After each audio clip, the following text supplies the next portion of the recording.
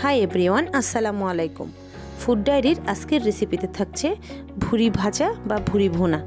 এই রেসিপিটি অনেকে অনেক বেশি পছন্দ করেন, আবার অনেকেই পছন্দ করেন না। যারা অনেক বেশি পছন্দ করেন আজকের রেসিপিটি তাদের জন্য, আশা করছি ভালো লাগবে। এই রেসিপিটি তৈরি করে দেখবেন, আশা করছি নিরাশ হবেন না। তাহলে চলুন দেখে নিই কীভাবে তৈরি করলাম এই ভুরি ভুনা।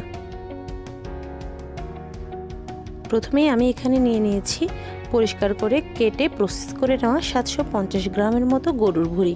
আপনারা চাইলে খাসির ভুঁড়িও নিতে পারেন, তবে আমি এখানে আজকে ভুঁড়ি পরিষ্কার করার প্রসেসটা দেখাচ্ছি না। আপনারা যদি পরিষ্কার করার প্রসেসটি দেখতে চান তাহলে আপনারা ইউটিউবে অনেক টিউটোরিয়াল আছে, দেখে আসতে পারেন।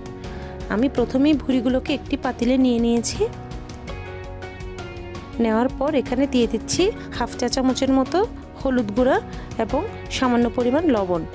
এগুলো দেওয়ার পর আমি পরিমাণ মতো পানি দিয়ে ভুঁড়িগুলোকে সিদ্ধ করে নিব। তবে প্রথমেই আমি সিদ্ধ হয়ে ওঠার পর পানিগুলোকে ফেলে দিব।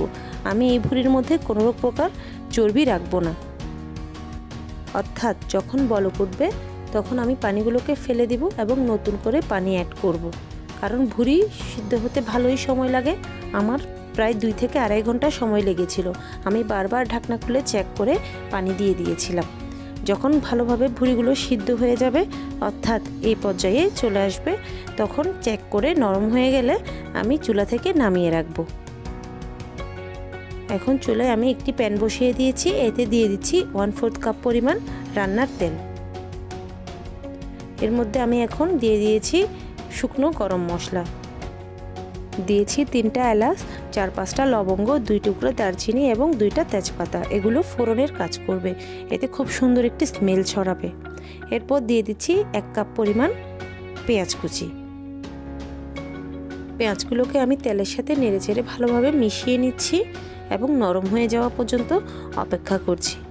এর মধ্যে এখন দিয়ে দিব পরিমাণ মতো লবণ। লবণটা বুঝে শুনে দিবেন, কারণ সিদ্ধ করার সময়ও লবণ দিয়েছিলাম। তেলে পেঁয়াজ দেওয়ার পর লবণ দিয়ে দিলে পেঁয়াজগুলো তাড়াতাড়ি নরম হয়ে যায়। এটি একটি টিপস, আপনারা চাইলে পেঁয়াজ তেলে দেওয়ার পরে লবণটা দিয়ে দিতে পারেন।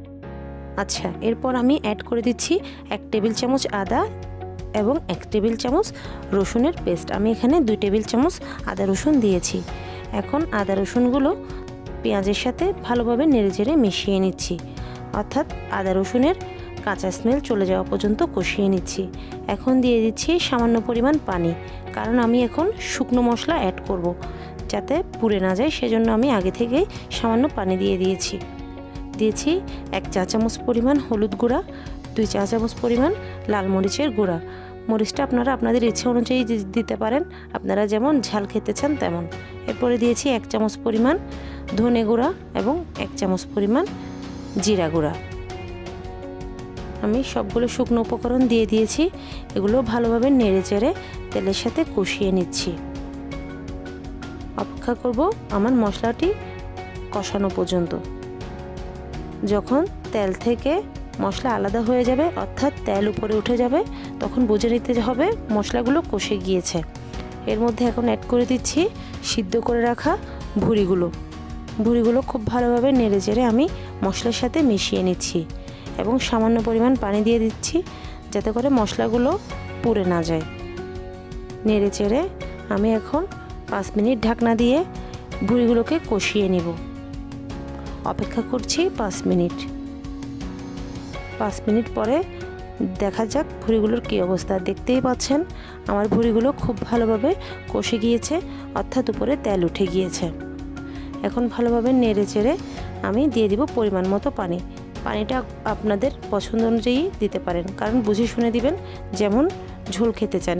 এই রেসিপিটি ভাজা ভাজা খেতেই ভালো লাগে, তাই পরিমাণ মতো পানি দিয়ে দিবেন এবং 10 মিনিট পর্যন্ত রান্না করবেন। এরপর দিয়ে দিচ্ছি হাফ চা চামচ পরিমাণ গরম মশলার গুঁড়া।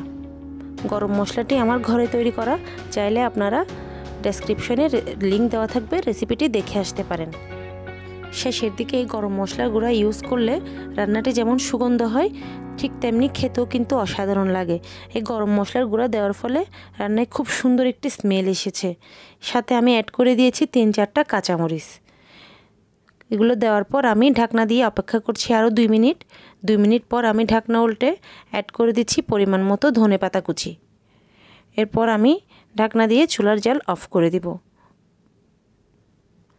তৈরি হয়ে গেল আমার মজাদার ভুঁড়ি ভাজা বা ভুঁড়ি ভুনা। আশা করছি রেসিপিটি ভালো লেগেছে। যদি এই লোভনীয় রেসিপিটি ভালো লেগে থাকে তাহলে বাসায় অবশ্যই ট্রাই করবেন এবং আমার সাথে শেয়ার করবেন। যদি আপনাদের কোনো মতামত থাকে তাহলে কমেন্টস বক্সে জানাবেন। আর চ্যানেলটি সাবস্ক্রাইব করে পাশে থাকবেন। এখন পরিবেশনের পালা। আপনারা আপনাদের পছন্দ অনুযায়ী পরিবেশন করে নিতে পারেন। সবাই ভালো থাকবেন এবং আমার জন্য দোয়া করবেন। আল্লাহ হাফেজ।